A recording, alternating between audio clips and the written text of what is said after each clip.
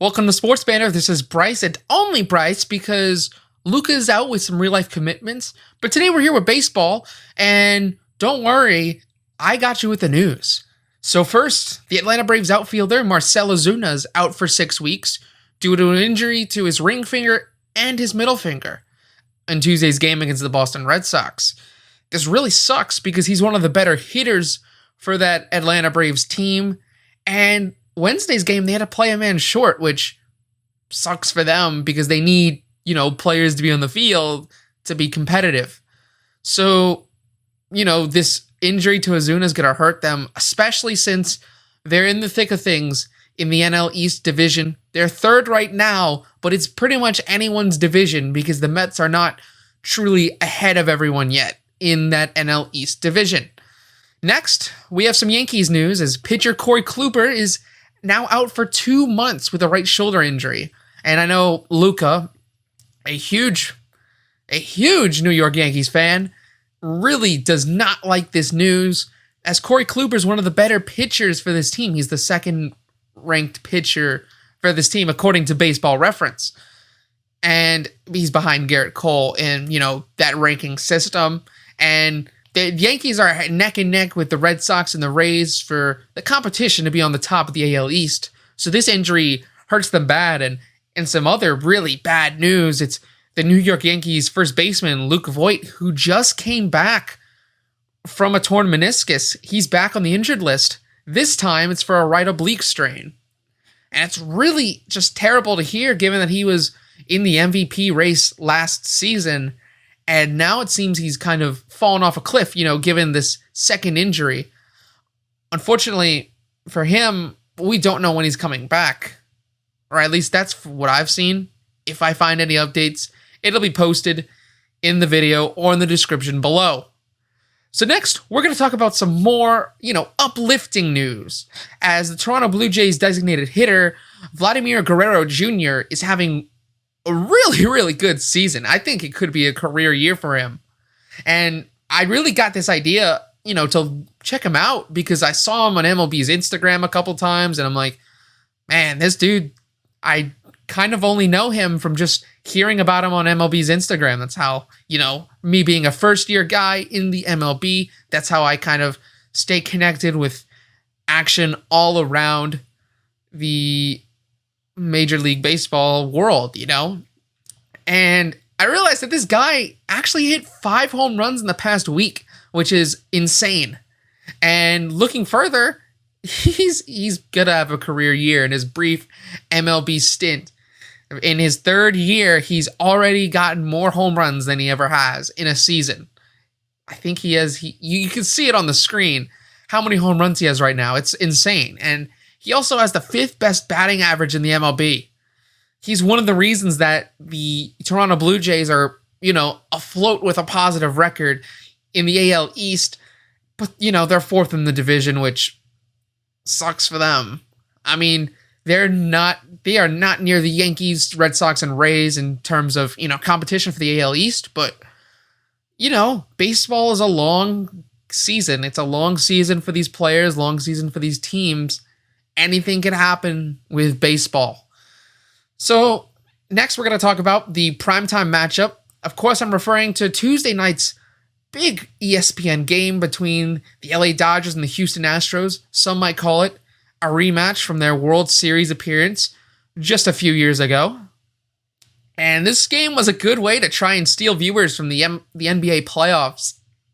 That's a funny joke. I didn't even watch the game just because the NBA playoffs are a little more pressing to me right now.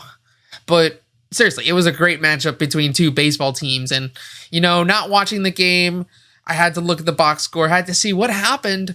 And looking at how things turned out, Diaz's 2-run home run kind of shifted the momentum.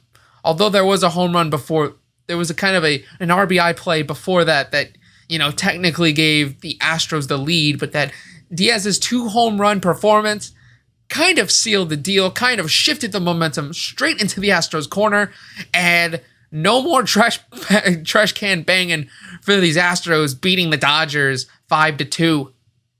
And for the Astros, they stay in a 2-team competition for the top of the AL West, It's the Astros and the A's right now in that division.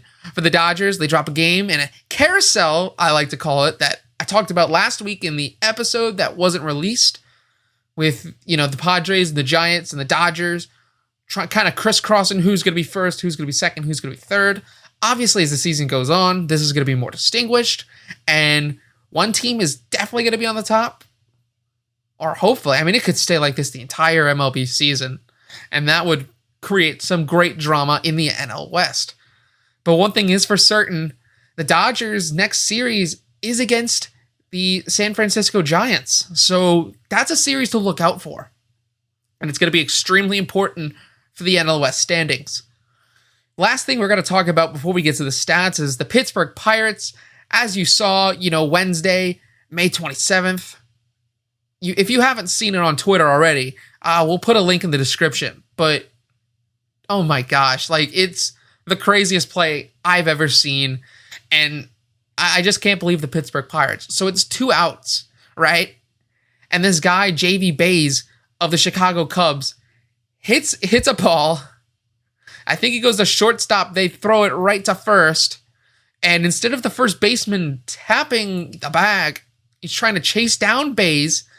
Meanwhile, the runner on third runs home, gets home. Umpire calls it safe. Baze runs back to first because he was never tagged. He makes it to first, but I think it was the first baseman who had the ball. No, it was the catcher. The catcher had the ball, and he threw it to first base. Completely misses. So there's an error on that part, and Baze runs to second base. The craziest double I've ever seen, and the Cubs got a run out of that, and it was 2 outs. All the first baseman had to do for the Pirates was to step on the bag. And that's really a great description of how the Pittsburgh Pirates season has been going. They've kind of cooled down a bit. Early in the season, they were 500 in their record, and they didn't look so bad. But now it's just the stupid mistakes of the Pittsburgh Pirates is coming to bite them. And it's plays like these that frustrate the fans of the Pittsburgh Pirates, giving them not much to cheer for. Kind of a depressing season so far for the Pirates. They're on a 6-game losing streak, and they're losing 9 of their 10 last games. So they're really on a cold streak, and that past game against the Cubs really is a good magnifying glass for how the Pittsburgh Pirates have been playing this season.